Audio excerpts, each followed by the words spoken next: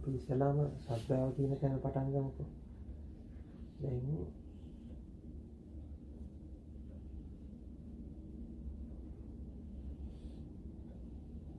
නිකන් මම මෙහෙම උපමාවකින් මම කියන්න. ඉස්සලාම තෝරගන්න මේ මම ඔබට කියන්නේ උපමා. ඒ උපමා වලින් එහාට ගිහලා මේ කතාව තෝරගන්න ඕනේ. දැන් ඒක මම කියන්නේ මෙන්න මෙහෙම. දැන් කිසිම කෙනෙකුට ලුණු රහ විස්තර කරන්න පුළුවන්. බෑ. කිසිම විදිහකට ලුණු රහ විස්තර කරන්න පොත්වල ලියන්නත් බෑ. වචන වල ලියන්නත් බෑ. හැබැයි දැන් උගක් අය නිර්වාණය කියන එක දෙකකින් විස්තර කරලා තියෙනවා. එක වචන වලින් විස්තර කරලා තියෙනවා මේකයි නිර්වාණය කියන්නේ. වචන වලින් විස්තර කරලා තියෙනවා මේකයි. එතකොට ඒ වචන වලින් අපි හදාගන්න ප්‍රතිරූපය. එතකොට මේ වචන වලින් හදාගන්න මේ ප්‍රතිරූපය මේ වචන වලින් හදාගන්න සංකල්පයක් නිර්මාණය කියලා හිතනවා. වචන හරහා ගොඩ නැගී. ඒක එක. දෙවෙනි එක තමයි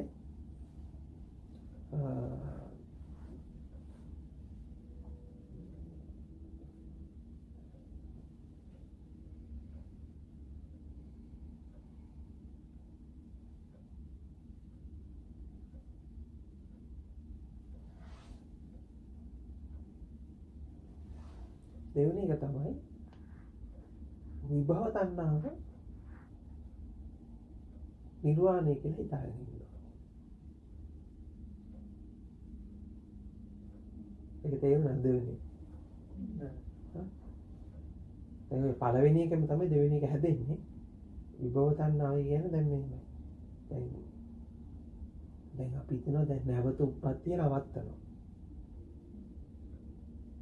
එතකොට දැන් ඉපදිලා ඉන්නවා ඒ උප්පත්තිය නවත්තනවා. එතකොට දැන් මෙතන ඇත එක තියෙනවා ඊළඟට මොකක්ද? නැත එකටපත් වෙනවා. ඊළඟට දැන් අපි ගත්ත රාගය තියෙනවා ඊළඟට රාගය නැති ස්වභාවයක් තියෙනවා. ද්වේෂය තියෙනවා ද්වේෂය නැති ස්වභාවයක් තියෙනවා. මෝහය තියෙනවා මෝහය නැති ස්වභාවයක් තියෙනවා. ලෝකයේ තියෙනවා ලෝකයේ නැති ස්වභාවයක් තියෙනවා.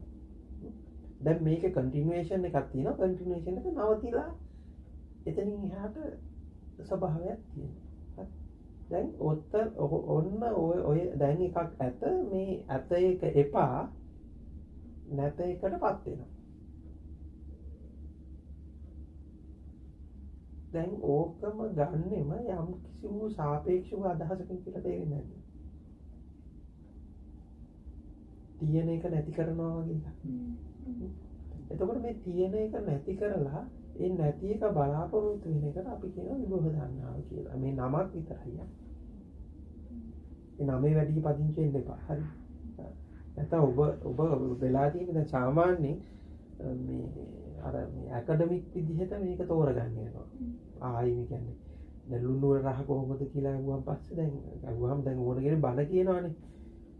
මේ සෝඩියම් ක්ලෝරයිඩ් අරමේවා වගේ අර ලුණු වල තියෙන අණුක හැදිලා තියෙන විදිය ඒකේ තියෙන රසායනික සංයුතිය අරවා මේවා ඔක්කොම එක විදිහට කෙමිස්ට්‍රි එක එක විදිහට විස්තර කරගන්න. අන්න ඒ විදිහට මේක තෝරගන්න බෑ. ඒ කිසිම එකක් ලුණු රහ නෙවෙයි. හරි.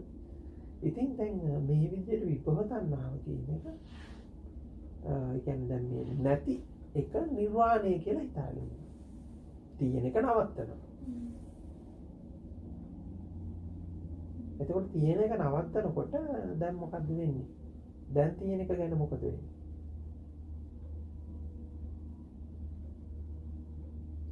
තියෙන හැදිලෙවල. ඔව් දැන් තියෙන ගැන ප්‍රතික්ෂේපයක් වෙනවා.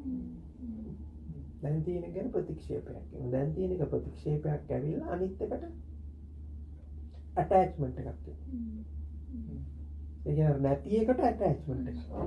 හැබැයි දැන් නැති එක තියෙන්නේ මොකක් විදිහටද? මේ වෙලාවේ.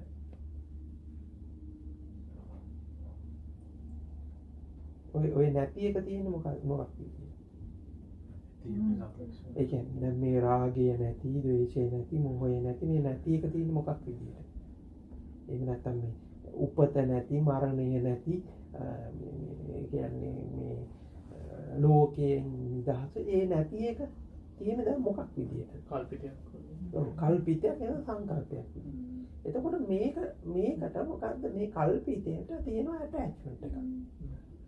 ඒ කල්පිතයට ඇටැච්මන්ට් එකක් තියෙන ගමන් දැන් අපි තියෙනවා කියලා හිතන එකට මොකක්ද ඒකට රිජෙක්ෂන් එකක්. එතකොට ඔය පොඩි තැන අල්ලගත්තේ නැත්නම් හරිද? ඔය පුංචි තැන අල්ලගත්තේ නැත්නම් අපි හිතන් ඉන්නවා අර කල්පිතේ තමයි නිර්වාණය කියන්නේ. පැහැදිලි? එතකොට ඇත්තටම ඒ කල්පිතයක් බව දැකීම තමයි ඒ කල්පිතයක් බව අවබෝධ කර ගැනීම හරහා තමයි අපි එක විදිහකට නිර්වාණයට පිවිසෙනවා කියලා කියන්නේ. හැබැයි හොඳට මතක තියාගන්න නිර්වාණය කියන වචනය පවා නිර්වාණය නෙවෙයි. මොකද නිර්වාණය කියන වචනය පවා ඒ නිර්වාණයක් කියලා එකක් අත කියලා පටන් ගන්න තැනම ඒ නිර්වාණය නෙවෙයි. හරි. හොඳට දැන් වාස්කවනේ කල්පිතයක් ඒක මේ කල්පිතය achieve කරගත්තා කියලා හදන කල්පිතයේද දැන් අපි දැන් කල්පිතයක් මේ ඇත්තටම මේක නැති කරගන්නවා කියලා වෙලා හිතන්නේ කල්පිතයක් මේ කල්පිතයක් achieve කරගන්නනේ හදන්නේ. ඒකට එහෙම කරලා හදන කල්පිතය ඇත්තක් කරගන්නවා කියන වගේ. ඔව් එතකොට දැන් නිර්වාණය කියලා ගොඩනැගිලා තියෙන්නේ අර කල්පිතය achieve කිරීමනේ. ඔව්. එතකොට දැන් ඒ තැනදී නිර්වාණයද කල්පිතය. ඒක තේරුණා? දැන් ඔක මේ වෙලා තියෙන්නේ නිර්වාණය කියන වචනේ පවා මේ සසර තරනවා කියන තැන කියන්නේ නිර්වාණය කියන වචනේ ඔබට ඇහිලා තියෙනවද දැන්? ඒ හරහා දැන් සංකල්පයක් ගොඩනැගිලා තියෙනවා නිර්වාණය කියලා. එතකොට නිර්වාණය කියලා මේ වචනේ ඇහිලා නිර්වාණය කියන එකෙන් සංකල්පයක් හැදිලා තියෙන නිසා දැන් මොකද වෙලා තියෙන්නේ?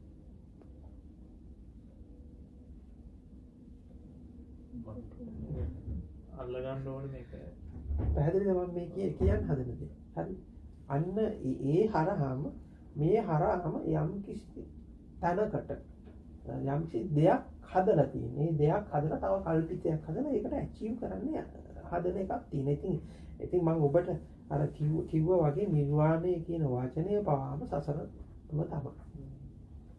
නිර්වාණය කියන වචනය හරහාම නැවත සසරක් හැදෙන එක තමයි වෙන්නේ. ආයි දැන් අපි මෙන්න මෙහෙම දැන් මම උපමාවකින් තව පැත්තකින් විස්තර කරන්නම්කො මෙන්න මේ. දැන් වතුර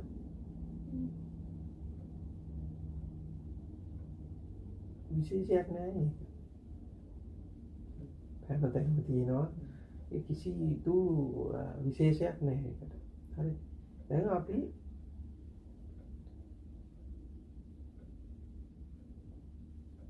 මේකට එක ඒවා එකතු කරනවා වතුර වලට.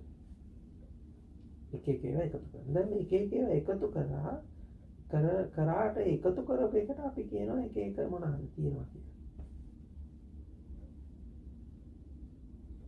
දැන් මේ එකතු කරලා පාට කරන්න පුළුවන් සුවඳක් එන්න පුළුවන්.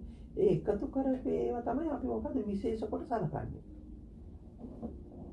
වතුරද විශේෂ කොට සලකන්නේ මේ වතුරට එක ඒවා එකතු කරපු ඒවා. වතුර අතර වතුර ගැන කතා කරන්නවත් අවශ්‍ය නැහැ වගේ එකක් තියෙනවානේ. හරි. එතකොට දැන් ඔබට නිකන් වතුර කිව්වහම ඒකේ ඇති දෙයක් නැහැ. ඒක ඇති ගුණයක්වත් ඒක ඇති විශේෂයක්වත් මොකක්වත් එහෙම එකක් නැහැ. හැබැයි ඒකට මොකක් හරි අපි හිතමු මොකක් හරි මේ කොහේ හරි හැවෙන මොකක් හරි ශාකයක මොකක් හරි ඒකේ තියෙන මොකක් හරි සාරය මොකක් හරි මේකට එකතු කරා කියලා කිව්වහම මොකක්ද වෙන්නේ? ඒකෙන් මේ මහා ගුණයක් එනවා මේකේ මහා දුර්ලභ බවක් තියෙනවා කියලා කිව්ව ගමන් මොකද වෙන්නේ? වටිනාකමක් වෙනවා. පැහැදිලිද? හරි. දැන් ඔන්න මෙන්න මේ උපමාව හොඳට තෝරගන්න. හැබැයි සැබෑ ගුණේ තියෙන්නේ මොකේද? වතුරේ ගුණයකුත් නැහැ, රසයකුත් නැහැ, පාටකුත් නැහැ, මොකක්වත් නැහැ. කියන්න මොකක්වත් නෑ. හරිද? හැබැයි ඒක හැමතැනමත් තියෙනවා. ඒකෙන් තොරව ජීවය පවතින්නේ නෑ. හරි. ඉතින් මේක හැම තැනම තියෙන නිසා මේකේ රසකුත් නැති හින්දා පාටකුත් නැති හින්දා වань මේකේ විශේෂයක් නෑ. මේක නිකන් උපමාවක් මම ඔබගේ නිර්වාණය හරියට මේ වගේ. මේක ඔබට ඕනේ වෙනවා එක එක පාට එකතු කරගන්න. එක එක වර්ණ එකතු කරගන්න. ඒ වැඩි ඕනේ නැහැ. සෝවාන් සකදාගාමී අනාගාමී අරියත් කියන වචන හතර පවා සසරම තමයි. මේකට ඕනේ නම් පාට හතරක් එකතු කරගන්න. පාට වර්ණ එක එකව සංකලන එකතු කරගන්න. විශේෂයක් එකතු කරගන්න. මොකක් හරි විශේෂ වූ ගුණයක් එකතු කරගන්න ඕන. හරි. ඉතින් අර හැබැයි අර අනිත් පැත්තට ගිහිල්ලා බැලුවොත් අන්තිමේදී අපිට නවතින්න වෙන්නේ කොතනද? වතුරම තමයි. දැන් අර සද්දාව ගැන අහුවනේ. දැන් ඔබලා සද්දාව කියලා හිතන්නේ පාට කරපු වතුරට. එක එක එකතු කරපු වතුරට. අරක තියෙනවා. ඒ හැමතැනම තියෙනවා. ඒක හැබැයි ඔබට විශේෂයක් නෑ. හැබැයි විශේෂයක් නැති වුණාට හැබැයි ඒයින් තොරව මොකද්ද? පවතින්න බෑ. එතකොට වඩාත්ම වටින දේ මොකද්ද වෙන්නේ? අර වඩාත්ම වටින දේ වතුර වගේ. සෝමනහස එතකොට ඉස්සන්නේ මේ හොඳම කියන හරිද කියලා නම් දැකීම නිර්මාණ දැකීමට ශ්‍රද්ධාව අවශ්‍ය බව තේරෙනවා.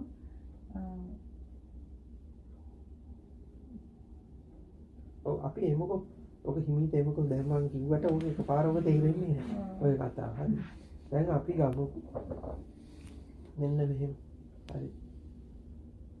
දැන් ඕගොල්ලෝ දැන් ආවනේ US වලට.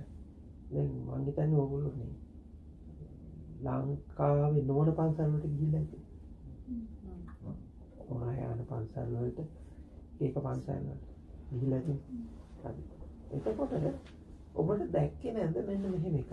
එතන වෙලා තියෙන්නේ මොකක්ද? හතරස් කොටුවක් ඇතුලේ එක එක්කිනාගේ සංස්කෘතිය පිටත් කරගෙන ඉන්නවා කියලා දැක්කේ නැද්ද? ඒක දැක්කේ නැද්ද? ඔව් එක එක තියෙනවනේ විදි කරන චාරිත්‍ර. ඔව් ඒක චාරිත්‍ර. එතකොට එක එක හැඩේ පිළිම එක එක හැඩේ දේව රූප එක එක හැඩේ ගෘහ නිර්මාණ එක එක හැඩේ මේ වන්දනා ක්‍රම එක එක හැඩේ චාරිත්‍ර. හරි. එතකොට දැන් අපි බුද්ධ ධර්ම කියලා හිතන්නේ මොකක්ද දන්නවද? මේ විදිහේ තව සංස්කෘතියකටපත් වීම. ඒ කියන්නේ දැන් මේ විදිහට කොටුව ඇතුලේ මේක සංස්කෘතියක් තියෙනවා. එතකොට දැන් මේකෙන් ඔබට තේරෙන්නේ නැද්ද අඩුම ගානේ දැන් බුද්ධාගම සාපේක්ෂ බව. එක එතකොට දැන් එක කල්චර් එකේ බිල්ඩ් වෙච්ච දැන් බුදුන් කියලා ආපු කතාව ඒගොල්ලෝ ඒක හරහා ගොඩනැගිලා තියෙන ප්‍රතිරූපේ සාපේක්ෂද නැද්ද? දැන් ඔබලට එතකොට ගොඩනැගිච්ච මේ දැන් අපි දැන් ලංකාවේ අයට මේ ගොඩනැගිච්ච එක හරිමයි කියලා කවුද කියලා හිතාගෙන ඉන්නේ? තේරුණාද මම කියන්නේ? දැන් අපි ලංකාවේ අයට ගොඩනැගිච්ච කතා ටිකක් තියෙනවානේ. ඒක හරිමයි කියලා. ඒතකොට ලංකාවේ හදපු පිළිමේ හරිමයි කියන එක. හරිම හැදේ කියන එක. ඒතකොට ලංකාවේ ගන්න චාරිත්‍ර වාරිත්‍ර ටික හරිමයි කියන එක. පැහැදිලිද මම මේ කියන්නේ? දැන් ඒක ගත්තත් දැන් අපි ලංකාවෙම ගත්තත් එක එක තැන්වල ඒක සම්ප්‍රදාය වෙනස් නැහැ. සංස්කෘතිය වෙනස් නැහැ.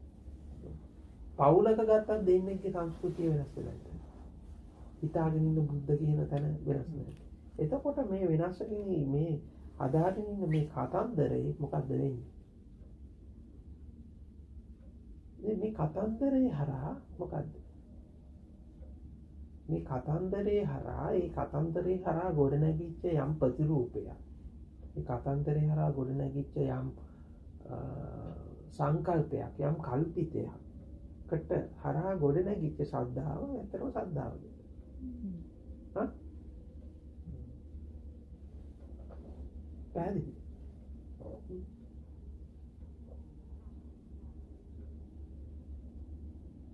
ඒක ගැටලුවක් තියෙනවා. ස්වාමීන් වහන්සේ මට අර තව ප්‍රශ්නයක් ආවා. දැන් මම අතර මගේ හාමුදුරුවන්ගේ ධර්මයේ අහන කාලේ කියන දුටු නිවන අපි මෙහි කරන්න ඕනේ කියලා භාවනා කරනකොට දැන් එකපාරට ගොඩක් වෙන ස්ට්‍රෙස් වගේ ඉඳලා ඉන්න කාලෙක තමයි ධර්මයේ හදිසියට නිදීමක් වගේ දැක්කට පස්සේ මේ ධර්මයේ දැන් එහෙම අහලා ඊට පස්සේ තව ඒහා සම්බන්ධ වෙන ආටිකල්ස් එකක් කියවලා ඉන්නකොට තේරුණා මේ වගේ දහමක් නේද බුදුන් වහන්සේ දේශනා කරලා තියෙන නිසා හරිම අර එහෙම කරනවට නෙමෙයි නමුත් කරන්න ඕනේ කරනවට නෙමෙයි නමුත් වෙන ශ්‍රද්ධාව ඇති උනේ එහෙම ගොඩක් වැඩි උනේ එහෙම දැන් හරිම ගුණකඳ කියලා නිම කරන්න බෑනේ කියන හැඟීම එනවා. එහෙම තමයි මට හිතෙන්නේ. මොකේ ගුණකඳ? බුදුන් වහන්සේගේ දැන් අර මහා කරුණාව කොයිතරම් ඉතින් අප්‍රමාණද වගේ කියලා එහෙම තමයි මට හිතෙන්නේ. දැන් මම ඔබ මෙහෙම නුඹ දැන් ඔබ දකින්න බුදුන් ඔබට සාපේක්ෂයි කියලා තේරුණාද? ඔව් එහෙමයි. එතකොට ස්වාමීන් වහන්සේ ඒක ඒ නිසා නේද කෙනාට ශ්‍රද්ධාව වෙනස් වෙන්නේ කියලා මම හිතන්නේ. එතකොට ඔතන තියෙන්නේ සාපේක්ෂ වූ ශ්‍රද්ධාවක්. මම ඕක වැරදි කියන්නේ නැහැ. හැබැයි ඔබ හිතන් ඉන්නවනේ ඕක තමයි අවසානයේ කියලා ඒක වැරදි. දැන් කාට හරි එහෙම ශ්‍රද්ධාවක් ඇති වෙලා තියෙන එක ගැන මගේ කිසි මේ එකක් නැහැ. ඒක කිසි වැරද්දක් දකින්නේ නැහැ. හරිද? හැබැයි දැන් ඊට පස්සේ ඔබ ඒකේ වැරද්ද දකින්න ඕනේ. හරි. හරි. ඒකට ඒ වැරද්ද දකින්න ඕනේ. දැන් ඔය වැරද්ද දකින්න දෙකක් තියෙනවා. දැන් මම ඊළඟට ඔබට කියන්නේ ඕක හරහා ඔබට කාලය කියන එක ඇදිලා තියෙනවා. ඔය ශ්‍රද්ධාව හරහා. ඇදිලා තියෙනවද නැද්ද?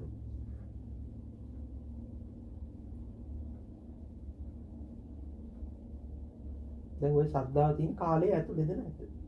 මේ කාලෙදි මේ දේ කරා වගේ හැඟීමක් එන එකද මොහොතේ කියන්නේ? ඔය ඒක කාලය හරහා නෙමෙයි ඔය ශ්‍රද්ධාව ඇති වෙලා තියෙන්නේ.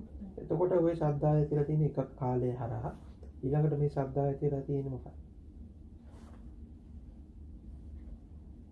දැන් මේ ශ්‍රද්ධාව ඇතිලා තියෙන සාපේක්ෂක වූ තමන් සාපේක්ෂක වූ බුදුන් කෙනෙක් කරා සාපේක්ෂක වූ කතා ගොඩක් කරා කියලා තේරෙන්නේ නැද්ද? කතන්දරයක්.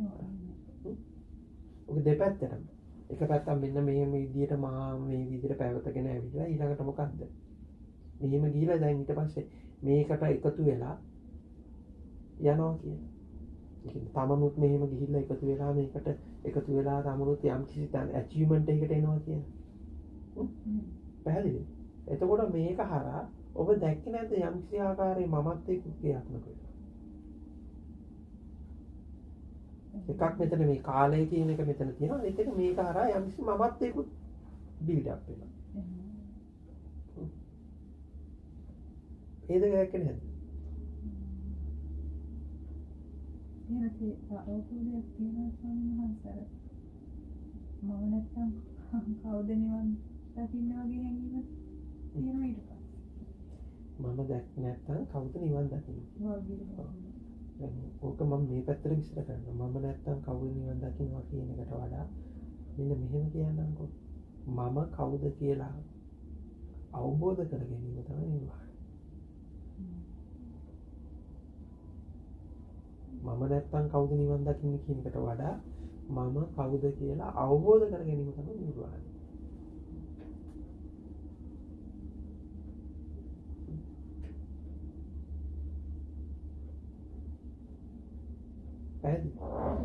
මේ පැත්තට මේ අවබෝධය ආවට පස්සේ ওই ප්‍රශ්නේ ඉතුරු වෙන්නේ නැහැ. ওই ප්‍රශ්නේ තියෙන්නේ මොකද්ද? නිවන හරි උවමනාවෙන් නෑ. දැන් අපිට යම් උවමනාවක් තියෙනවා. නිවන හරි උවමනාවෙන් නෑ. අපි මේ එක්සිස්ටන්ස් එක පිළි අරගෙන තියෙන හින්දා. මේ එක්සිස්ටන්ස් එක බාහිර අරගෙන තියෙන නිසා සහ මේ එක්සිස්ටන්ස් එකේ මුලා වෙලා ඉන්න නිසා. පැහැදිලි. ඒ හින්දා තමයි අපිට මොකක්ද ඕනේ? නිර්වාණය කියන එක ඕනේ මේකයි. මේක හොඳට මතක තියාගන්න. නිර්වාණය කියලා මෙහෙම ඇචීව් කරන්න යනවා නෙමෙයි. දැන් ඔබට එක්සිස්ටන්ස් එක තියෙනවද මොකක් හරි? නේද? පැවැත්ම තියෙනවා. ඒක මොකද්ද කියලා අවබෝධ කරගෙන එනකොට අපිට ඕන නම් ඒකට නිවන කියලා නමක් දාන්න පුළුවන්. හැබැයි ඒක අවශ්‍ය වෙන්නේ නැහැ එතන. දැන් කරන්නේ අපි මේ සෝවාන්, සකදාගාමි, අනාගාමි, අරිහත්. හරි එක එක විදිහට මෙහෙම දාලා ඒක ඇචීව් කරන්න යනවා. මේ ඇචීව් කරන්න යන එකේ මුලාව පේන්නේ නැද්ද? පැහැදිලිද මේක? මේක මේ අපි එදිනෙදා ඕක හරිය අපිට මේ සමීපයි. මනුස්සයන්ට හරි සමීපයි. ඒ ඕක සමීප. ඔම ටාගට් එකක් දීලා වැඩක් දුන්නාම හරි සමීපයි. පුරුදු වෙලා තියෙන්නේ. ඒක තමයි පුරුද්ද. අපිට මෙහෙම ටාගට් එකක් දීලා මොකක් හරි වැඩ ටිකක් කරලා ඒ ටාගට් එක ඇචීව් කරන එක මොකද්ද? ඒක කිව්ව ගමන් මොකද්ද වෙන්නේ? අපි ඒක කැමති. මිනිස්සු කැමති ඒකට. ඇයි? ඕක තමයි පුරුද්ද. ඕක නවත්තන්න කිව්වා. ඔබට යන එනම නැති වෙනවා. තේරෙනවද? යන එනම නැති වෙනවා. ඕක නවත්තන්න කිව්වොත් යන එනම නැති වෙනවා. ඉතින් මං ආනේ යන එන මගක් තියෙනවා නම් ඒ යන එන මගක් තිබීම තමයි සසර. යන එනම නැති වුණා නම් සසරේ නෑ.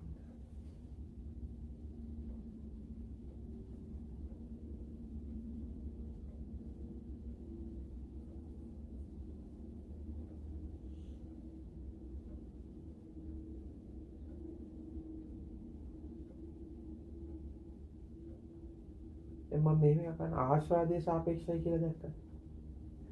එතකොට ඒක මුලාවක් බොරුවක් කියලා තේරුණා. එතකොට දැන් ආස්වාදයේ කියන එක හැදෙන්නේ කොහොමද?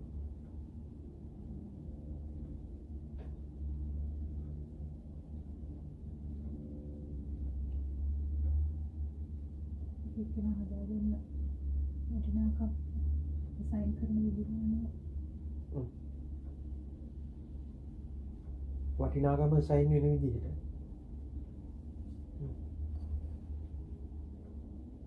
තොත් දැන් අපි මෙතන තියනවානේ අපි කතා කරනවානේ මොකද්ද?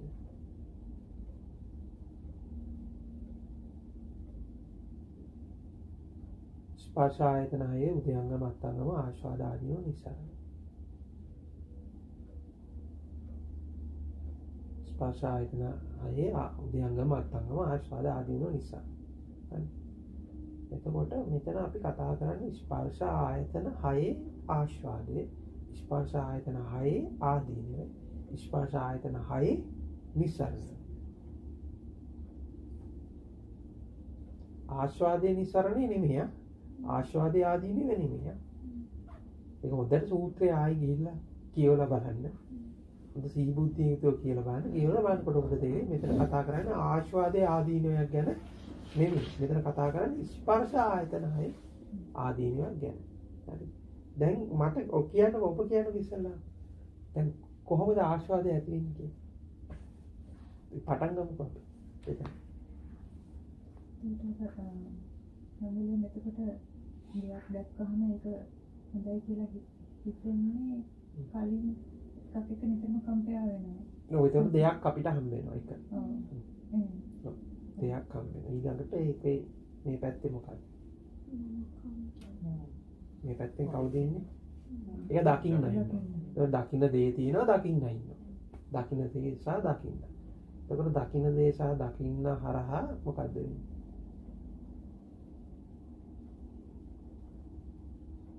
මේකකින්ම නිකන් ඒක හොඳයිද නැද්ද කියන ඉගිමක් ගන්නවා. ඒක ඉන්නේ නිකන් කලින් මේකක් තිබුණා මේක ඒට වඩා හොඳද නැද්ද කියන කම්පැරිසන් එක. අපි දැන් ඉස්සෙල්ලාම කම්පැරිසන් එකට කලින් දැන් උතන දකින්න දේ සහ දකින්න කියන තැන තෝරගන්න. දකින්න දේ සහ දකින්න. දැන් උතන දකින්න දේ දකින්නා කියන එකම තමයි ස්පර්ශ ආයතන 6 කියලා කියන්නේ.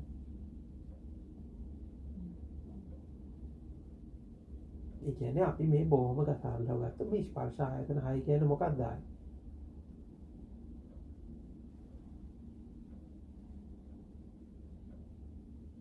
දැන් ඉස්සෙල්ලා ඔක මෙන්න මෙහෙම තෝරගන්නකෝ. දැන් ස්පර්ශ ආයතන 6 කියන්නේ මොකද්ද? දකින්න සහ දකින්න. ඒ කියන්නේ අපි බොහොම ගත්තොත් දැන් පෙනීමේ ක්‍රියාවලියක් තියෙනවා. පෙනීමේ ක්‍රියාවලිය, එහෙම නැත්නම් ඇසීමේ ක්‍රියාවලිය, දැනීමේ ක්‍රියාවලිය, සිතීමේ ක්‍රියාවලිය. මෙන්න මේ 6ට තමයි කියන්නේ මොකද්ද? ස්පර්ශ ආයතන 6. හරි. එතකොට මේ 6 තමයි ස්පර්ශ ආයතන 6. එතකොට මේ දැන් මම ඔබෙන් අහුවා ලෝකේ වෙන්නේ මොකද්ද?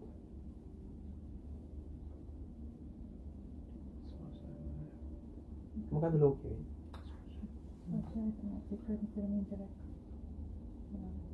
මෙතන ඉන්ටරැක්ෂන් එක කියන්නේ මේක හොඳට මතක තියාගන්න. මේකේ මේ දෙකම වෙන වෙනම පවතිනවා. ඒ කියන්නේ දැන් අපි රූපයයි ඇහැයි වෙන වෙනම පවතිනවා.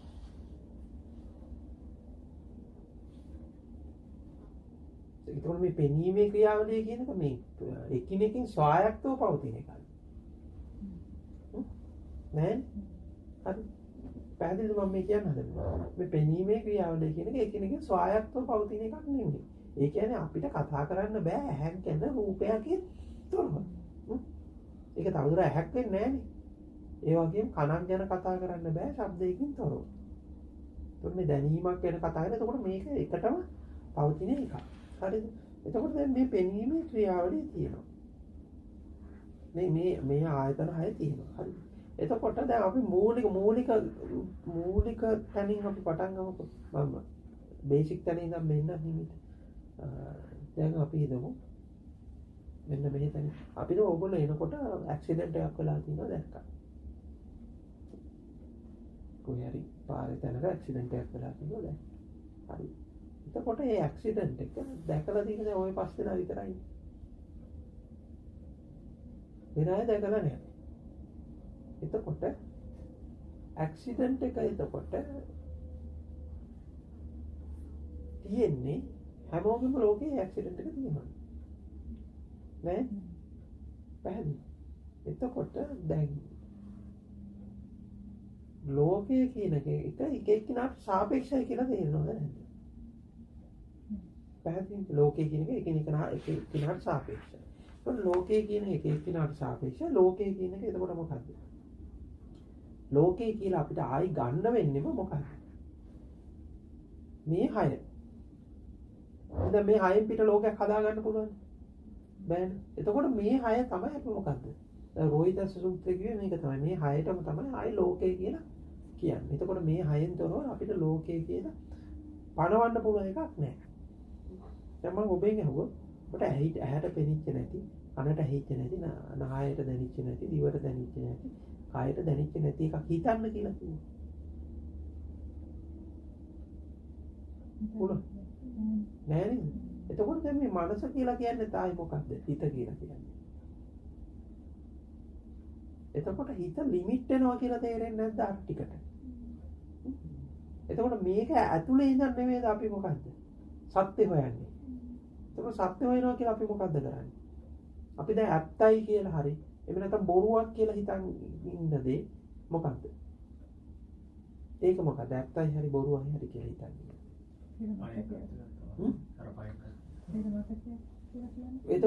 එතකොට අරකට ලිමිට් නේද? ඒක සීමාවක් තියෙනවා නේද? එතකොට ඒක ලිමිටේෂන් එකක් තියෙනවා. සහ ඒක තියෙනවා නේද රිලේටිවිටි එක. සාපේක්ෂයි. ඒක සාපේක්ෂයි නේද? මම ලෝකයේ කියලා හිතන් ඉන්න එකට සාපේක්ෂයි. දැන් ඔතන ඔක තවත් මම ඔක ටිකක් හිමීට විස්තර කරගෙන එන්න. ඔතන තියෙනවා අදිවචන සම්පස්සේ, පටිඝ සම්පස්සේ කියලා. හරි. ඒ වචන දෙක අමතක කරන්න ඕන. දැන් මෙන්න මෙහෙම හිතන්න ඕන. හරි. දැන් මිනිස්සෙක් ඉන්නවා. මම දැන්ට ගන්න මිනිස්සෙක් හරි දැන් මේ මිනිස්සයා අපිට යම් තැනක ප්‍රධානීය විදිහට වැඩ කරනවා.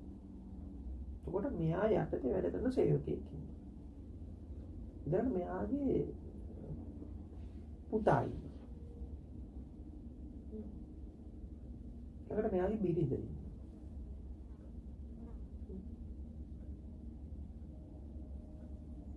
හරි.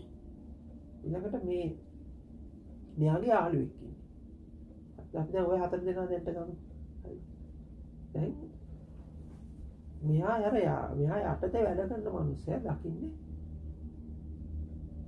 හරිම මේ කියන්නේ අර මේ කියන්නේ අර තදින් සලකන පුංචි වැරද්දටත් කෑ ගහන මේ ඒ කියන්නේ අර මහා එපා කරපු බොස් කෙනෙක් තමයි දකින්නේ. එතකොට එයා දැන් බොස් කියන රූපේ කොහොමද හදාගෙන තියෙන්නේ? දැන් මෙයා අර බොස් එක්ක ඉන්ටරැක්ට් වෙනවා. අර මිනිස්සයාත් එක්ක ඉන්ටරැක්ට් වෙනකොට ඒ පෙනිච්ච හිත දේ හරහා එයා හදාගෙන ඉන්න රූපයක් මොකක්ද? මෙයා තමයි බොස්. ඊට පස්සේ දැන් පුතා ඉන්නවා. පුතා දකින්නේ මොකද්ද? සෙල්ලම් බඩු ගෙනල්ලා දෙනවා, අගුල් වඩා ගන්නවා, දිනවා, ඔළුව අත ගන්නවා. එයා අර මොකක්ද හදාන්නේ? ආදරණීය රූපයක්. එයා ආදරණීය රූපයක් හදාන්නේ. සමහර බිරිඳට ඒක දෙක අතරමැද එක. වෙනම රූපයක්. හරි. ඊට පස්සේ යාළුවෙක් ඉන්නවා. මේ යාළුවත් එක්ක තමයි මේ කණ්ඩ යන්නේ, බොන්න යන්නේ, ඔක්කොම මේවා කරන්නේ, පාටි දාන්නේ ඔක්කොම. එතකොට එයා හදාගෙන ඉන්නේ මොකද්ද? දැන් මේ ඉන්ටරැක්ට් වෙච්ච විදිහට මොකද්ද? ප්‍රතිරූපයක් හදාගන්න. එතකොට දැන් මේ 4 දෙනා හදාගත්ත රූපේ මොකද්ද හරිම රූපේ?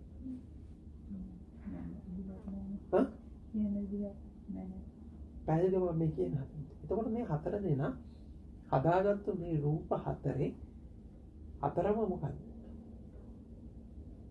මහා සාපේක්ෂක රූප හතරක්. හරි. එතකොට මේ රූප හතරෙන් සැබෑ පුද්ගලයා කවුද?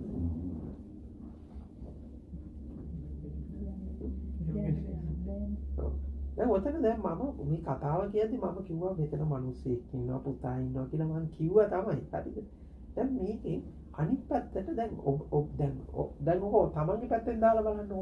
දැන් තමන්ගේ පැත්තෙන් දාලා බලනකොට අපිට පේනවනේ මෙහෙම එක එක මොනවාද? එක එක්කිනා දැන් මම කියන කෙනා ගැන එක එක්කිනා එක එක ප්‍රතිරූප හදාගෙන ඉන්නවා. ඒක මොකක්ද?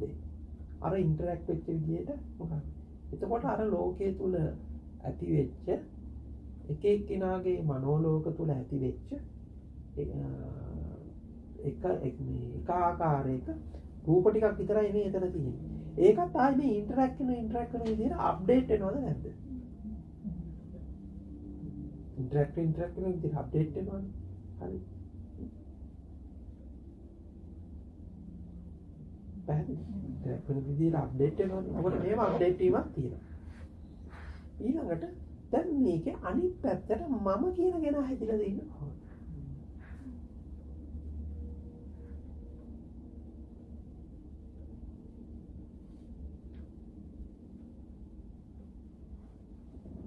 ඔය ස්පර්ශ ආයතනයි ස්පර්ශය කියන තැන හරීම ගැඹුරු. මම කියන කෙනා හැදිලා තියෙන්නේ කොහොමද? අදාළතු කොට නැගෙන අප්ඩේට් කරන එකට සාපේක්ෂව පැතිකුත් නැගෙනවා තමයි. මේ එකම ස්පර්ශයනේ දෙපැත්තට ඇවිල්ලා තියෙන්නේ.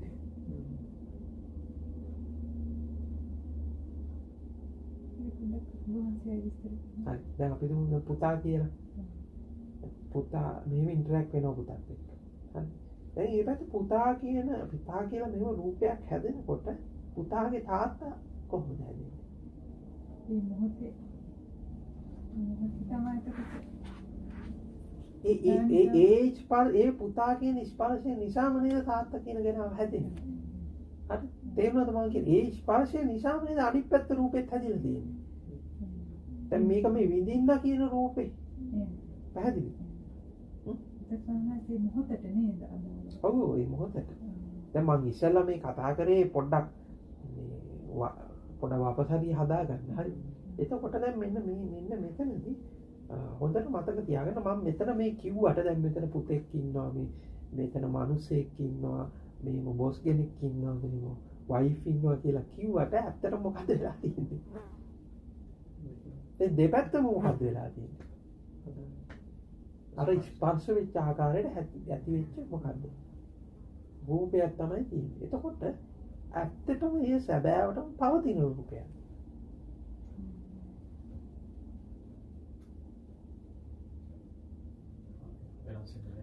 කියන්න දක්ෂ නැහැ. පැහැදිලිද මම මේ කියන්නේ? පවතින රූපයක්ද?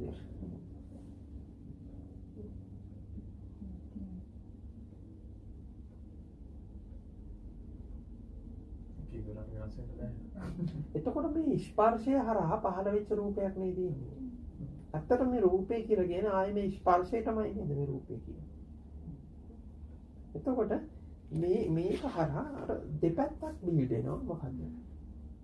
මේක හරහා දෙපැත්තක් බිහිවෙනවා. මේ හරහා ඇත්තට මේ ස්පර්ශය පමණයි පවතින්නේ. හැබැයි දෙපැත්තක් බිහිවෙනවා මොකද්ද? ස්පර්ශයෙන් පරිබාහිර වූ ලෝකයක් පවතිනවා. ස්පර්ශයෙන් පරිබාහිර වූ මොකද්ද? විඳින්නෙක් ඉන්නවා.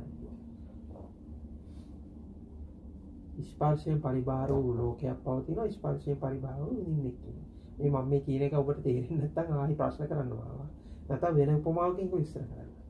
මේ ස්වාමීන් වහන්සේ දැන් අපි බෑග් එක එතන ඉන්නවා වගේ අම්මයි තාත්තයි අක්කයි යන කියලා කිව්වොත් මේ අම්මා ගාවට දකින්නකොට දුවගේ ලෝකයක් වගේ මම අක්කා දැක්කම නංගිගේ ලෝකයක්. ඒක තමයි නේද ඔබ වහන්සේ අර අනික් ලෝකයේ කියලා එළිය. ඔව් එතකොට දැන් එළිය ලෝකේ නැතුව ඇතුලේ ලෝකයක් හැදෙනවා. මේ එකම ස්පර්ශය තමයි මොකද්ද? එකම ස්පර්ශය තමයි මේ දෙපැත්තක් හදාගන්නේ. දෙපැත්තක් ගොඩනගාගෙන ඉන්නේ එකම ස්පර්ශය තුල තමයි. ඒක පිටින් දකින්න එකට අවබෝධ වෙන්නේ අර පෙර මත කියනොත් එක්ක කල්පයක් කර. ඒක මම එන්නම් පෙර මතකයට. දැන් හරිද පෙර මතකෙට ඉන්න. එතකොට දැන් තේරෙනවද මේ ස්පර්ශය ඇතුළේ විතරයි ලෝකේ තියෙන්නේ කියන්නේ? හරි. එතකොට දැන් මේ අපි දැන් තියෙන්නේ එතකොට මේ දැන් අපි ගත්තොත් මේ ස්පර්ශයක් මෙහෙම ගමුකෝ. නිකම්ම මේ සාමාන්‍ය උදාහරණයකින් ගන්න. මේ ස්පර්ශයක් මෙහෙම ගමු. එතකොට මේ ස්පර්ශය ඇතුළේ විතරයි ලෝකේ තියෙන්නේ. හැබැයි මේ අපි එන මුලාසාගත අදහස තමයි මේ ස්පර්ශයෙන් පිට විඳින ලෝකයක් තියෙනවා. මේ පැත්තේ විඳින්නෙක් ඉන්නවා. ඒ ටික තේරුණා? පැහැදිලි?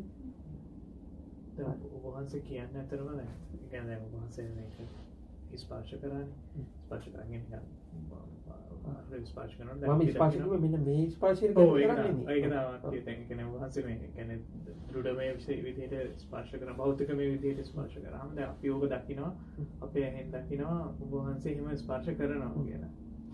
ඒතර දැන් ඇත්තටම අපි ඒක ඇහෙන් දැකපු දෙයක් නේ. ඒතර ඇහැයි ඒ රූපයයි අතර ඝට්ටණය තුල අපි දකිනවා මෙහෙම මේ වගේ දෙයක් සිද්ධ වෙලා තියෙනවා. සිද්ධ වුණා. නමුත් ඒ කියන්නේ අපිට ඇත්තටම ඒක බාහිරව සිද්ධ වුණාද නැද්ද කියලා කියන්න ඇත්තටම දත්ත නැහැ.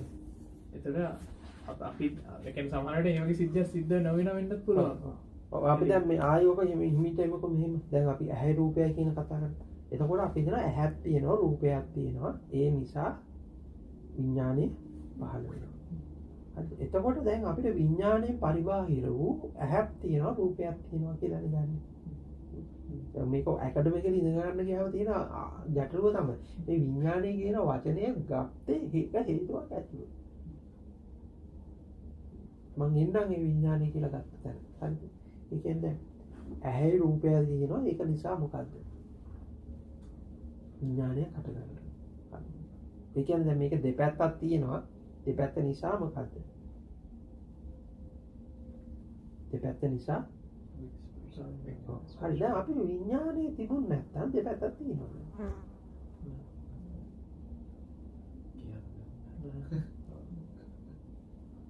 විඥානයේ නොතිබුණා නම් දෙපැත්තක් තියෙනවා.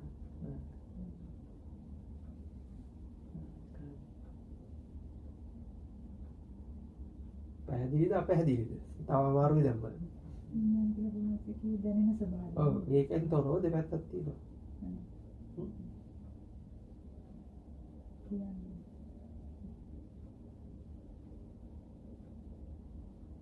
පුළුවන් ද කතා කරන්න. එතකොට ආයි මේ ඇයි රූපේ කියලා කිව්වේ තායි විඥාණයටම තමයි. මොකද විඥාණයෙන්ම තමයි මොකද්ද? දැන් වැඩි ඕනේ අපි ගමුකෝ ඇහැ සහ රූපේ කියන නම් දෙක කොහෙද තියෙන්නේ? තේරෙනවද මම මේ කියන්නේ? ඇහැයි රූපේ කියන නම් දෙකම පාවා මොකද්ද? ඒකත් මොකද්ද? ඒක දැනුමක් වශයෙන් ගොඩ නැගිට විඥානය හරහා පහළ වෙච්ච එක. ඒක හොඳට මතක තියාගන්න. මෙන්න මෙහෙම එකක් තියෙනවා. හරිද? විඥානය කියන එක පවා වචනේ පවා මොකක්ද? තේරෙනවද මම මේ කියන එක? එතකොට මේ සැබෑවටම විඥානයක් කියලා එකක් පවතිනවා නෙමෙයි. හරිද? දැන් ඔබට මේ කතාව කියලා දෙන්න පැහැදිලි කරන්න අපිට අතරමඟ හදන්න වෙනවා මොකද්ද? කතාවක්. ඒ අතරමඟ හදන කතාව තමයි විඥානය. ඇත්තටම අර මේ හුඟක් අය වරද්දගෙන තියෙන විඥානීය මායාකාරී කියනවට නෙමෙයි මොකද්ද? මේ මායාකාරී ස්වභාවය නම් විඥානය කියන නම දැන් එච්චරයි.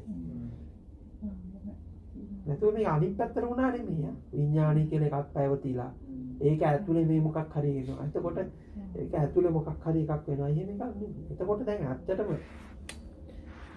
දැන් අපි මේ කතා කරන භෞතිකවාදය සහ විඥානවාදය කියලා කතා කරනවා. දැන් සමහර අය මේ කියනකොට මේ කියනවා මේක මේ හිතේ හදාගත්ත ලෝකයක් නේ. එහෙම කියලා එනවා. හිතේ හදාගත්ත ඒක තේරෙන්නේ නැත්තේ ඇත්තටම අර මේක මේ බාගෙට දැකපු අය තමයි ඒක කියන්නේ. බාගෙට නෙවෙයි නැත්තම් මේක කොහෙන්ම නොදැකපු අය. හරිද? ඒ කියන්නේ දැන් අපි මේ අහුවොත් මේ බෝල් ගහ කොහෙද තියෙන්නේ කියලා.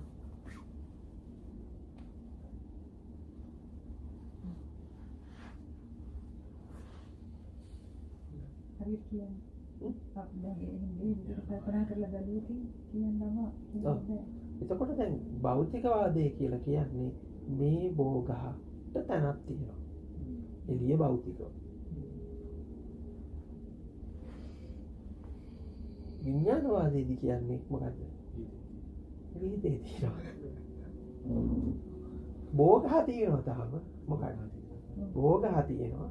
ඇඩ්‍රස් මාරු වෙච්ච එක විතරයි වෙලා තියෙන්නේ. ඒ කියන්නේ තාම ඇඩ්‍රස් එකක් තියෙනවා. ඒ කියන්නේ යන්න එන්න තැනක් තියෙනවා. යන එනමන් තියෙනවා. යන එනමන් තියෙනවා නම් සසර තියෙනවා. ඇඩ්‍රස් එක නැති වුණා නම් ඇඩ්‍රස් නැති වුණා නම් යන එනමන් නැති වුණා නම් එනි සසර ඉවරයි.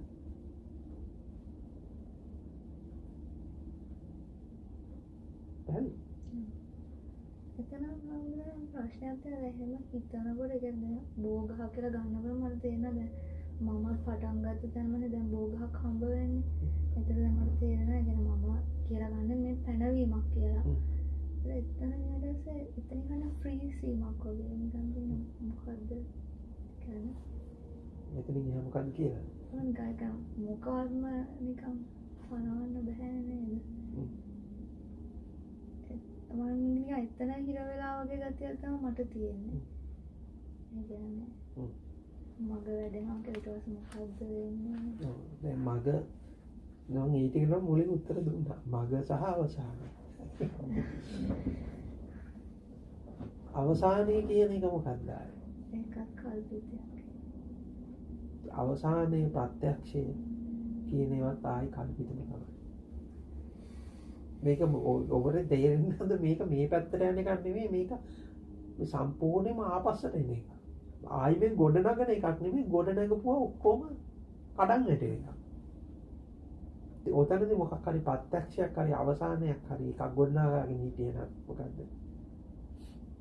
ඒක තමයි මේක කියන්නේ මේකේදී අවසානයේදී ඔබට රහතන් වහන්සේ කෙනෙක් හම්බෙන්නේ නැහැ.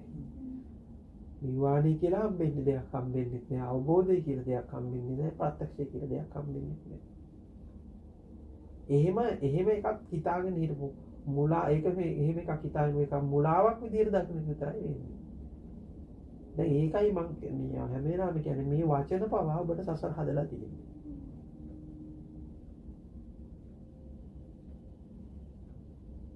මේ සම්මුතියක් පනවගෙන ඉන්නවා සම්මුති. ඇත්තටම මේ බෝගහ කියන එක මොකක්ද? සම්මුතියක්. අපි මේක සම්මුතිය සහ මේකට අපිට කියන්න වෙන්නේ ඇත්තටම සාමූහික මෝහනයක්.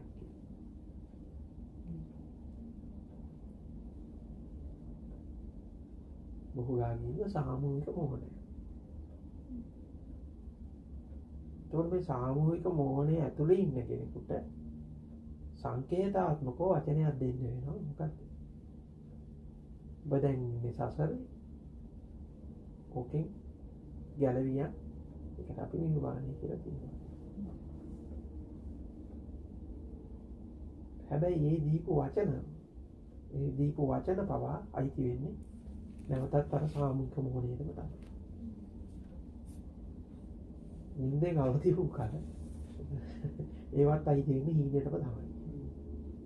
ඒක දැන් හඳුනන දැන් නින්දෙන් අවදි වුණා නමුත් ආයෙ නින්දට වැටෙනවා ආයෙ රැවටෙනවා ආයෙ මමෙක් තේරෙනවා ආයෙ ඇලෙනවා ගැටෙනවා ආයෙ ඊට පස්සේ ඔන්න ආයෙ නින්දෙන් හැරෙනවා ආයෙ වැටෙනවා. ඒතර ඒක කොහොමද දැන් මට තියෙන ප්‍රශ්නේ දැන් ඔය ටික ඔය තියෙන්නේ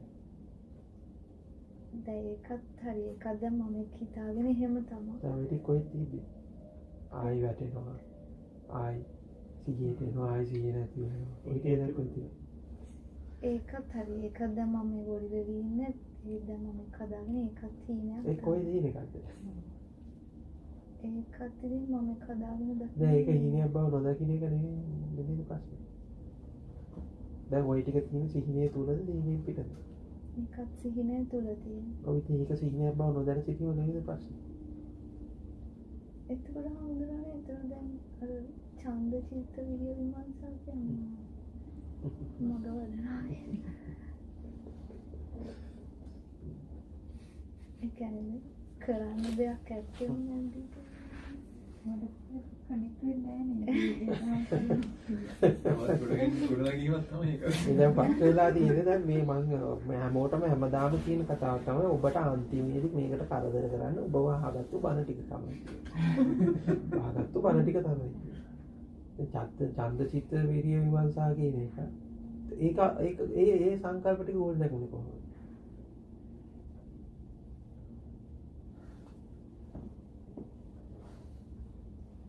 ඒවා තියෙනවද කියලා දන්නේ නැහැ. වීඩියෝ විමර්ශන කරලා යන්න දැනක් තියෙනවා. පැහැදිලි මම මේ කියන්නේ.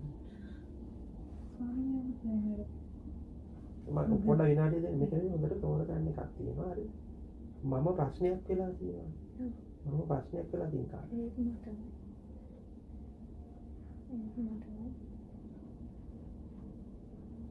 මේක ඔබට හරියට තේරෙනවා නම් මම කියන එක ප්‍රශ්නයක් වෙන්නේ. ඒක තිබුණා හෝ නොතිබුණා කියන ප්‍රශ්නයක් වෙන්නේ නැහැ.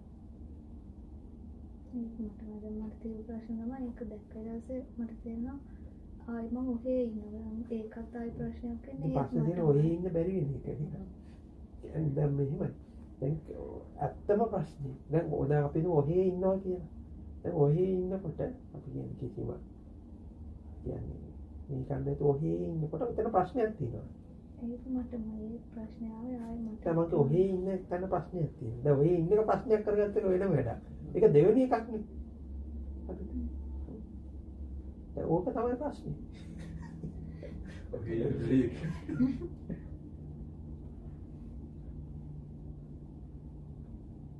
දැන් අපි මේ ඉන්න දැන් අපි දැන් සංසාරේ අතාරින්න කියලා අපි කියනවානේ. දැන් සංසාරේ අතහරිනවා කියන්නේ එනම් මොකක් වුණත් ප්‍රශ්නයක් නැහැ නේ. දැන් මේක කැඩිලා ගියා විනාශ වෙලා ගියා මොකක් කරද ඔහේනේ. අපි දැන් අපි මෙහෙම ටිකක් යනකොට ආයි මොකද වෙන්නේ හිතෙන්නේ?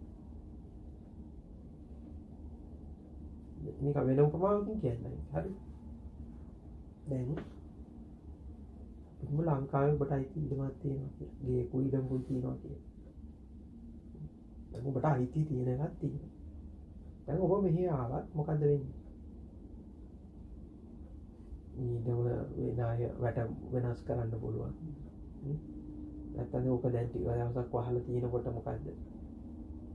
ගරා වැටෙන්න පුළුවන් මේ වෙන්න පුළුවන්. ඉතින් අපි මොකද කරන්නේ? සැරිසරේට ලංකාවේ ඉන්න කාට හරි කතා කරලා පොඩ්ඩක් ගිහිල්ලා මොකද්ද? පොඩ්ඩක් ගිහිල්ලා බලන්න මේක මොකද වෙලා තියෙන්නේ? ගේ මොකද වෙලා තියෙන්නේ? ඇක්ටිවිටි මොකක්ද කියලා මොකද වෙන්නේ? දැන් අපි ගිය ගමන් ආයි ගිහිල්ලා මොනවාද මේක මොන හරි කැඩිලා තියෙනවා නම් හදලා මේ තියෙන දැන් මේ මොකද්ද වෙන්නේ? දැන් මේක අපිට මේක අයිතිය තියෙනකම් මොකද්ද වෙන්නේ? ඒක නේද? ඒක වාද වෙනවා. ඒක නඩත්තු කරන්න ඕනේ මේ කරන්නේ. හරි. ඒ අයිතිය තියෙනකම් ඕක වෙනව නේද? අයිතිය තියෙනකම් මොකද්ද? මේක කැඩෙයිද, බිඳෙයිද, අයාලෙයිද, විනාශ වෙයිද ඔක්කොම. ඒ සමහර අය මේ දැන් මම එක ගේ කිව්වට සමහර අය මොකද්ද? දැන් සමහර අය දැන් එතනින් එහාට දෙයක් එක්ස්ප්ලෝර් කරන්නේ නැහැ. මොකද්ද? දැන් තියෙන සම්බයදිට්ඨිය කැඩෙයි කියලා. එතකොට අර තියෙන මොකද අර විදිහේ අර ගෙයක් නඩත්තු කරනවා වගේ නඩත්තු කරන සම්මයදිට්ඨියක් තියෙනවා.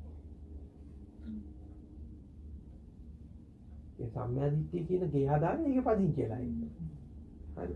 දැන් ඔබට හරියට තේරුණා නම් මොකද්ද? ඒක මේකක් දැන් එහෙම නඩත්තු කිරීමක් අවශ්‍ය වෙන්නේ මේක මොකක් කරගෙන ඉන්නේ හින්දාද? මම සහ මන්නේ කරගෙන ඉන්න නිසා. අපි ඔය ඉඩම විකුණුවා. දැන් අපේ අයිතිය මොකද්ද? දැන් ඔබ මෙහි ඉඳන් කල්පනා කරනවද අරක මොනවා වුණාද ඇල්ලුවාද මේ වුණාද හා එන්නේ නේද එහෙම. ඉතින් ඒකම කොහෙන් එන එකක්ද? දැන් මේ ආයාලයයි දැන් විනාශ වෙයි දැන් මොකක් හරි කියන එකම මොකක්ද? දැන් අපි ඕකේ නොදකින්න පාර්ට් එක ඕකයි. දැන් මේ ආයාලයයි විනාශ වෙයි කියන එකම කොහේ පැත්තේ තියෙන එකක්ද? ඒක දකින්න නැහැ. දැන් මේ දැන් අපි අයාලේ යන්න නොදී විනාශ වෙන්න නොදී ආයිත් මේ ට්‍රැක් එකට අරගෙන ආයි මේ වීඩියෝ කරලා ආයි මහන්සි කරලා ආයි මේ තැනකට අරගෙන මේ හදාගන්න යන්නේ මොකක් වෙලා තියෙන නිසාද? තේරුණාද මම කියන්නේ? අන්න ඕක දැක්කනම් ඕක දකින්නට අපිට ඕන චිත්ත විවේක සංගීත කියන්න පුළුවන්. ඕක දකින්න.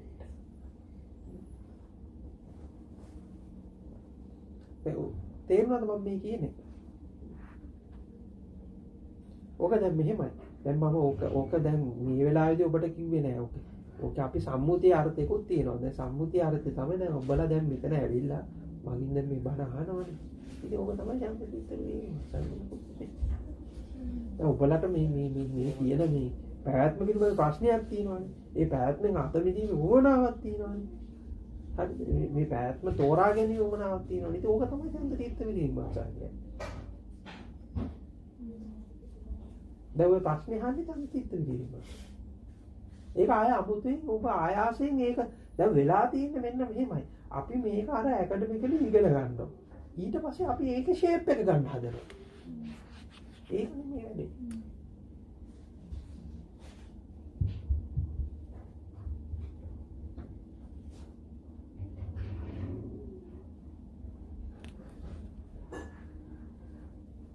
දැන් අපි මෙන්න මේ මම අර විස්තර කරේ මෙන්න මෙහෙම ගත්තොත් අපි දැන් මෙන්න මෙහෙම එකක් හරි.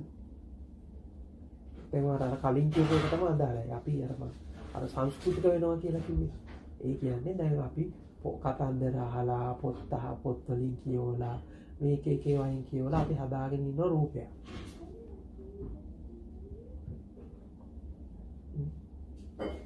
මහා කාශ්‍යප රහතන් වහන්සේ උත්තර ඒ ප්‍රතිරූපේ හදාගත්ත සංස්කෘතියක් අපි ඔළුවේ තියෙනවා. කන්නේ මෙහෙමයි යන්නේ මෙහෙමයි ඇවිදින්නේ මෙහෙමයි හැසිරෙන්නේ මෙහෙමයි කියන. ඊට පස්සේ මොකද්ද මේ හදාගත්තු ප්‍රතිරූපය බවට මොකද්ද? දැන් ඔබ බෞද්ධ වෙනවා කියලා කියන්නේ මොකද්ද? අර සංස්කෘතිය මොකද්ද? අර සංස්කෘතිය බවට පත් වෙන්නනේ හදන්නේ. දැන් තියෙන සංස්කෘතිය තව සංස්කෘතියක් බවට මොකද්ද? පෙරලන්නනේ හදන්නේ. ඒ හරහා මොකද්ද? දැන් ඊට පස්සේ මොකද මේ විදිහට ඇවිදින්න කන්න මේවා කරන රංගපාන්න පටන් ගන්නවද නැද්ද? හා?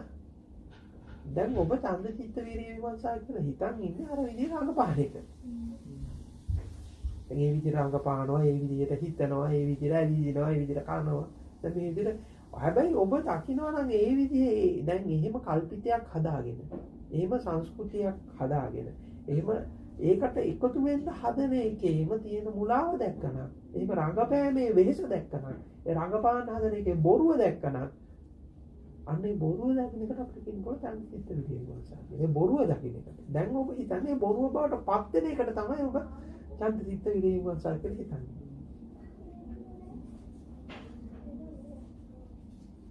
දැන් මට තියෙන ප්‍රශ්නේ හඳුනන්නේ දැන් මේක මම හරියට දැක්කා. දැන් මට බය නැති වෙනවා කවුරු හරි මරන්නවා. ඉතින් ඒකම නැහැ තාම. එතකොට ඉතින් ඔබ දෙකක් තියෙනවා. එකක් තමයි බය එකක්. බය ගැන කියන දෘෂ්ටිතාවය. පොඩ පැහැදිලි කරන්න. බය එකක් බය ගැන කියන දෘෂ්ටිතාවය. දැන් ඔය කතා කරේ මොකද්ද? බයද බය ගැන කියන දෘෂ්ටිය.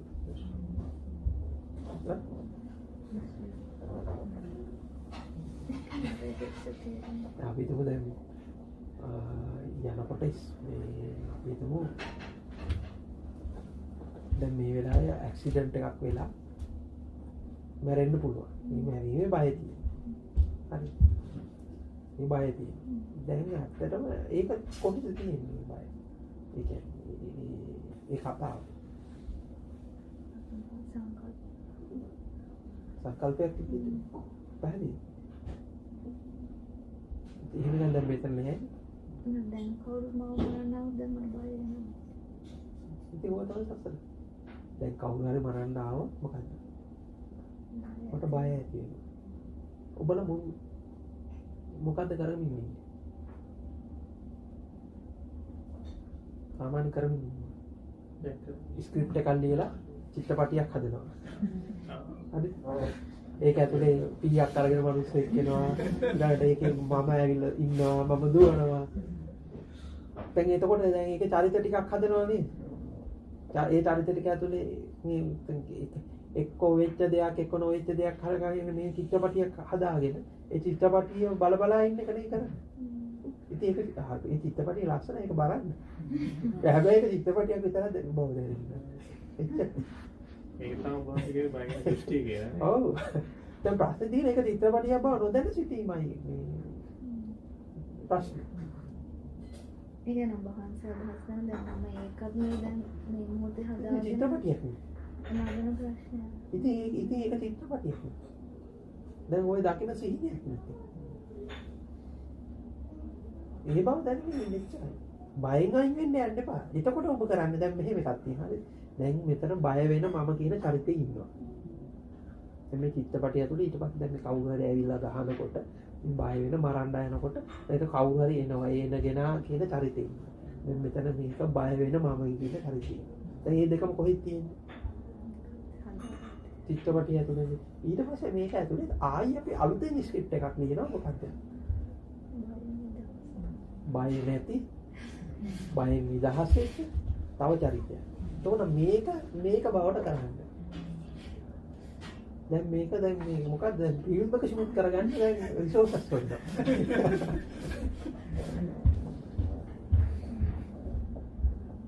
ෆිල්ම් එක ලස්සනයි බලාගෙන ඉන්න හැබැයි ෆිල්ම් එක හදන්න යන්න එපා.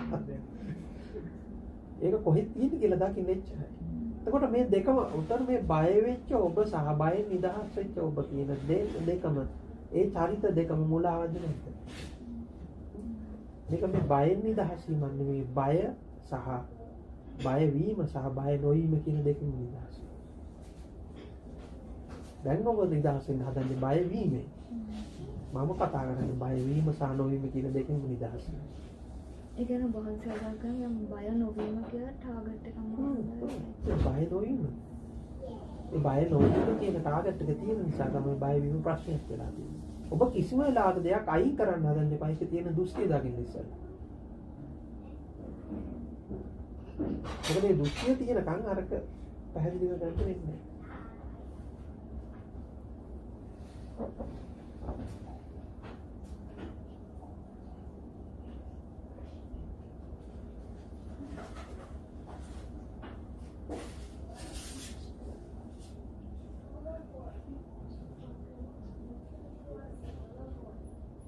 මම එක දවසක් සම්බන්ධ වෙච්ච සාකච්ඡාවකදී එක්කෙනෙක් ඔබ වහන්සේගෙන් අහුවා මේ කරන්න මොකද්ද තියෙන කියලා. ඔබ වහන්සේ කව කරන්න දෙයක් තියෙයි. ඒක මම ගිය සතියේ කිව්වා ඒක අහන්න.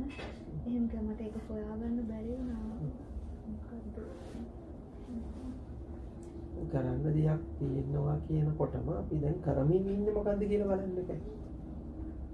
මොකද කරමින් ඉන්නේ? මොකද කරලා තියෙන්නේ?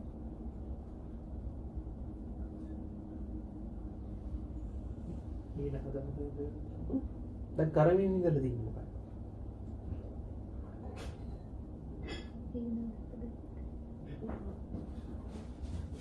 එතකොට දැන් ඔබ කරන්න හදනවා කියලා කරන්නේ නැහැ මොකක්ද?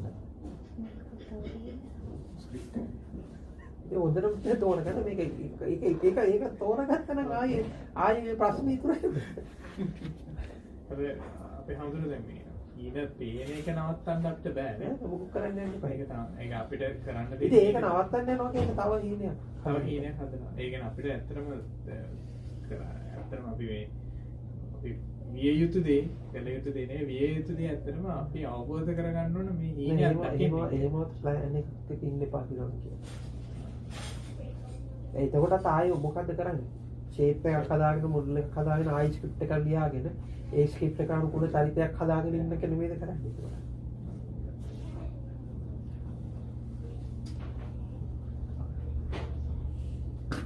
ඒ තණ්හාව දුක ඇති කරයි කිව්වම ඒක හරි. ඒකට තණ්හාව කියන්නේ මොකද්ද? මේකෙන් ගැලවෙන්න තියෙන එකක් තණ්හාවක්.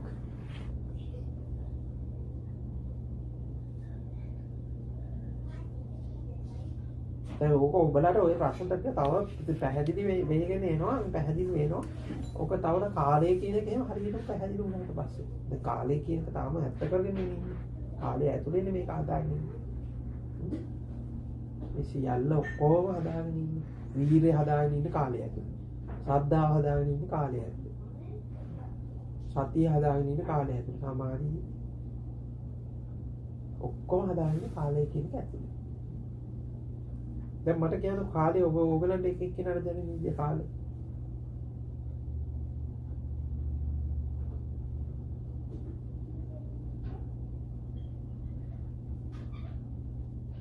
ලොජිකල් නම් හිතනවා මේ කියන්නේ මෙහෙම දැන් වහන්සේ කලින් පැහැදිලි කරලා තියෙනවා වගේ අපිට මේ කාලය කියන දේ හරියට පනවන්න බෑ කියලා. නමුත් ඒක අර තව දැනීමක් හැටියට ප්‍රත්‍යක්ෂ වෙලා එහෙම වෙන්නේ නැහැ.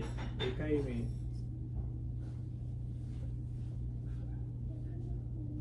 ඒක තමයි මේකේ තියෙන ලස්සනම මැජික් වලින් එක. දැන් ගොඩක් තිබුණු උදාහරණෙත් තියෙනවා. දැන් අර ඊළඟ මොහොතේදී කවුරු හරි එක්කෙනෙක් අවුරුදු 40ක මතකයක් එක්ක මැව්වොත් එහෙම අපි ටයිමින් අවුරුදු 40ක් ජීවත් වුණා කියලානේ. ඒකතොර ඒකේ ආලේ කියන එක අපිට හරියට නිර්ණය කරගන්න බෑ. ඒක තේරෙනවා. නමුත් ඒ කියන්නේ මේ ඒ උනාට ප්‍රත්‍යක්ෂ කියන්නේ හිතට දැනෙනවා හරි අන්න ඒ වගේ නේද? ඒක දැන් අපිට තියෙන ප්‍රශ්නේ තියෙන්නේ එතන කියලා හිතෙන්නේ. දැන් මේ වෙලාවෙ එකෙන් බලන්න.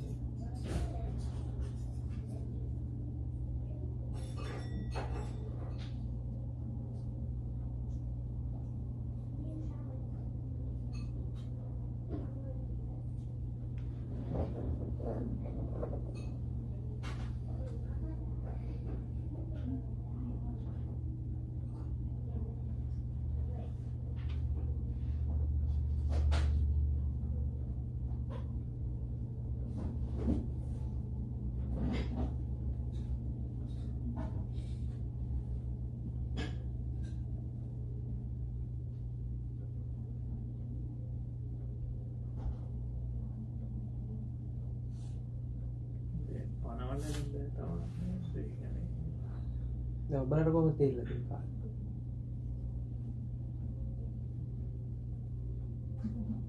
හරි මම ඔයාලගේ පිටිට තමයි තේරෙන්නේ අවුරුදු ගානක් ඉඳලා තමයි.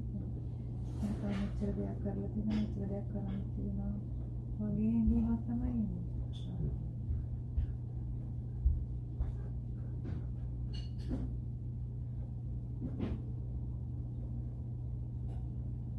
ඉතින් අතීතය කියන එක තියෙනවා කියලා ගමුකෝ ඉතින් අතීතයක තියෙනවා කියලා ගමු.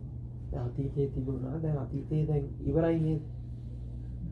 අතීතයේ දැන් අංශු මාත්‍රයක්වත් ඉතුරුද? නිරුද්ධයි. අතීතයේ අංශු මාත්‍රයක්වත් නිරුද්ධ නම් අතීතයේ දැනෙන්න පුළුවන්.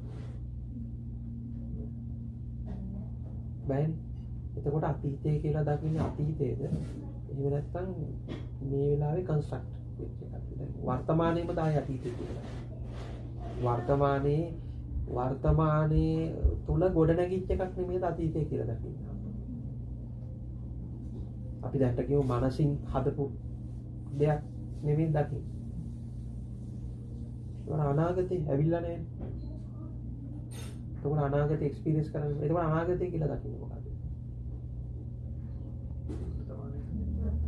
එතකොට අතීතයේ වර්තමානයේ අනාගතය කියලා මේ තුන් කාලෙම කොහේ තියෙනවද?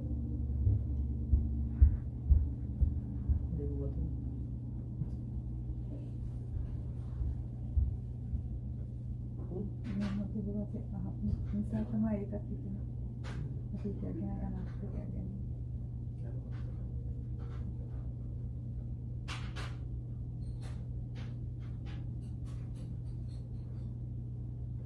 දැන් ඔකෙන් පිට අතීතයක් අනාගතයක් තියෙනවා කියලා කියන්න පුළුවන්. දැන් ওই සිතුවිල්ලෙන් පිට පුළුවන් අතීතය අනාගතය තිබ්බයි කියලා කියන්න පුළුවන්.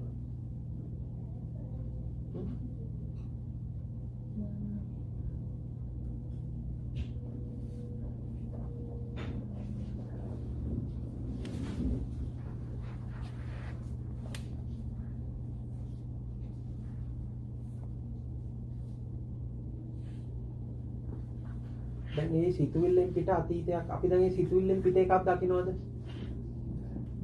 හා? එතකොට මේ සිතුවිල්ලෙන් පිට අතීතයක් අනාගතයක් ගැන කියන්න පුළුවන්.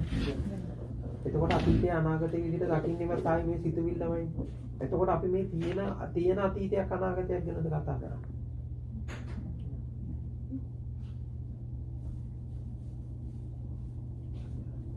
දැන් මේ ප්‍රශ්නේ තියෙන්නේ මොකටද? දැන් මේ අතීතය අනාගතය කියලා දැන් ඉති චරිත ටිකක් ගොඩ නැගිලා සිද්ධි ටිකක් ගොඩ නැගිලා ඒ සියල්ලම තියෙනවද නොපවතිනවද? දැන් ওই සිද්ධි ටික චරිත ටික වෙච්ච මේවා අරවා මේවා කියලා අතීතය අනාගතය කියලා ගොඩ නැගිලා තියෙනවා. කතන්දරයක් තියෙනවනේ. ඒ කතන්දරේ කොහෙද තියෙනවද? ඒවා තියෙනවද නොපවතිනවද?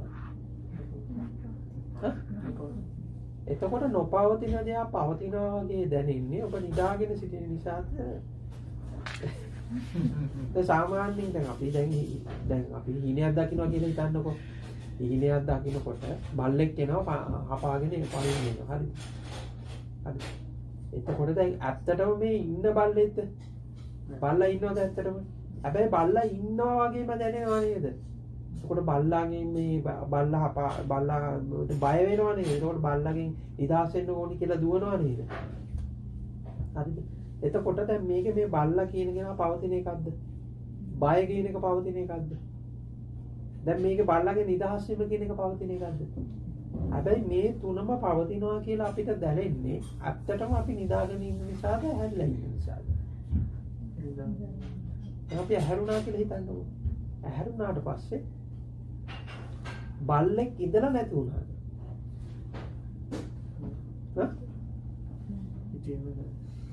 බල්ලෙක් ඉඳලා නැති වුණාද? බය තිබිලා නැති වුණාද?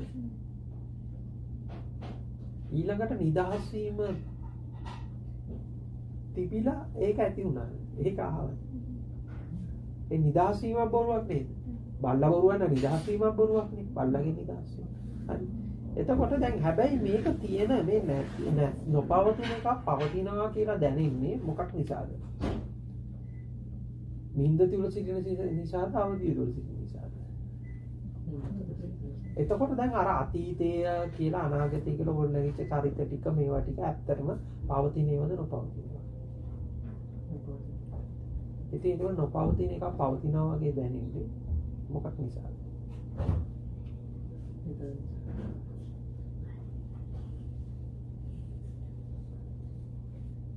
ඒකට ඇත්තටම ලෝකය සසර නිර්වාණය අරවද මේවද යම් තාක් නම් වලින් කියන ඒවා සියල්ලම තියෙන්නේ කොතනද?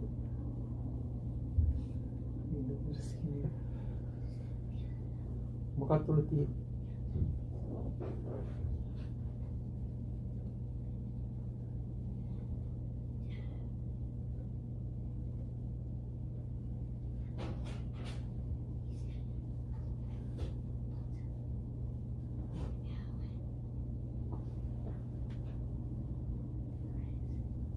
පැහැදිලිවම කියලා වහන්සේ අදහස් කරේ දැක්කේ යථායෙන් දකින්නවා ඒක හඳුනා ගන්නවා කියන එකද ඒ process එක හඳුනා දැන් ඕක තියෙනවා බද්දේ කරත්ත සූත්‍රය.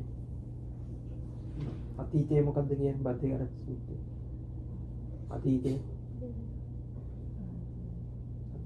කෙවිලි අනාගතය ඇවිල්ලා. ඒකට ඇත්තටම අතීතයක් කියලා එකක් තිබිලා එක ගෙවිලා ඉවරයි කියන එක නෙමෙයි මේ කියන්නේ. ඒකට දැන් සම්පූර්ණ අතීතේම කොහෙද තියෙන්නේ? ඒක සිහිනයත් යථාර්ථයත්.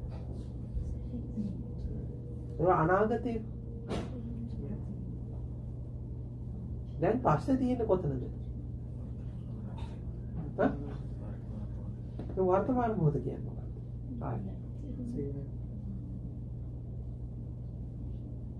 දැන් අතීතයේ සීනයක් කියලා තියෙනවා. අනාගතයේ සීනයක් කියලා තියෙනවා. එතකොට මොකක්ද ඇත්ත?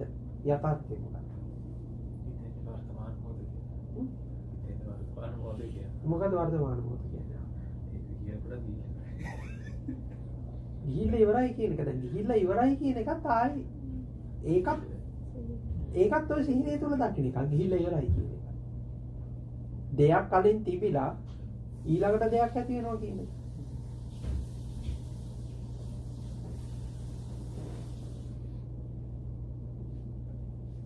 දැන් අතීතයයි අනාගතයයි අයින් කරොත් වර්තමානයේ කියලා හම්බෙන්න ඕන.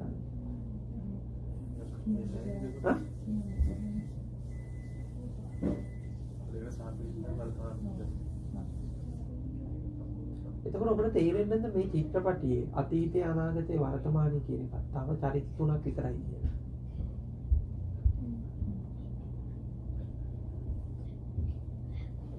මේ චිත්‍රපටිය හදන්න ගත්තු තව චරිත තුනක් විතරයි කියන්නේ.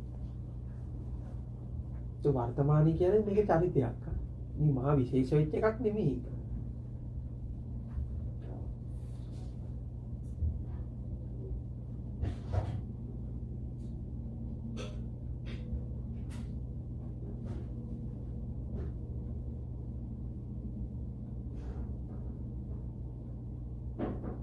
දැන් ඔබ මගෙන් අහනවා රාගය නැති කරන්නේ කොහොමද කියලා. රාගය නැති කරන්න දැන් දෙපැත්තක් තියෙනවා. දෙපැත්තක් තියෙනවා. එතකොට දැන් දෙපැත්ත තියෙනකන් ගනුදෙනුව තියෙනවනේ. එතකොට ඕකේ දෙපැත්ත ගැන ඔබට මොකද්ද කියන්නේ?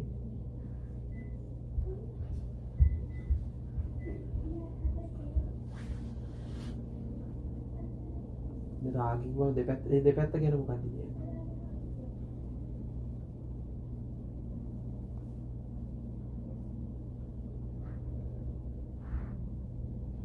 රාගයේ දෙපැත්ත කියන්නේ අපේ මොනවද දැක්ක රූපේ සාමාන්‍ය දෘෂ්ටි ඇතුලේ තියෙන රාගය කියනවනේ රාගෙන් අයින් වෙන්න ඕනි කියලා. එතකොට මේ රාගෙන් අයින් වෙන දෙපැත්තක් තියෙන එක. මේ තියෙන්න ඕන නම් ඒක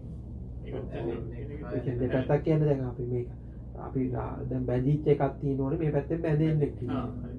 එතකොට ওই බැඳිච්ච දේ බැඳෙන්නයි කියන දෙකම මොකක්ද?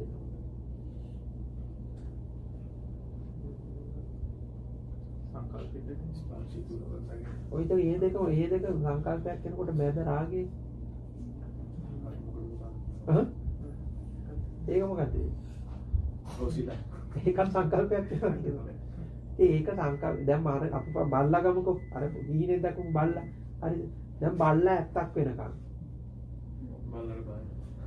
බල්ලාට බය වීම මොකද වෙන්නේ ඇත්තක්ද නැද්ද ඇත්තක්නේ එතකොට බල්ලා මුළු බල්ලා කියන කෙනෙක් කොහොමත්ම හිතීම නැහැනේ ඒක බල්ලා කියන එක මුලාවක් වෙනකොට බය කියන එක එතකොට අවිද්‍යාව ඇති කල්ලි රාගය ඇත හැබැයි අවිද්‍යාව නැති කල්ලි රාගයයි පැනවීමක් නැත. එතකොට මේ රාගය ද්වේෂය මොහොය කියන්නේ තායි අවිද්‍යාවෙන්ම පැනගෙච්ච ඒවා. තේරුණාද හොඳට තෝරා ගන්න එක. ඒකයි මම කියන්නේ මේක ඉස්සර දෘෂ්ටි අඳුනගෙන ඉන්න කියලා. දැන් මේ අපි රාගය ද්වේෂය මොහොය කියලා හදාගෙන තියෙන ලේබල් ටිකක් තියෙනවනේ. ඒ ලේබල් තුන පවා මොනවාද? ඒ ලේබල් තුන ඒකත් යථාර්ථයක්. හැබැයි නොදන්නාක නොදන්නා තාක්කල් මොකක්ද ඒ තුන ලේබල් තුන නැත්තම් ඒක යථාර්ථයක්. වහන්සේගෙන සීනේ දකින තාක්කල් ඔව්. සීනේ තුල තාක්කල් එයාට ඒක ඔව් ඒක තමයි කියන්නේ නොදන්නා තාක්කල් බල්ලා ඇත්තද නැද්ද?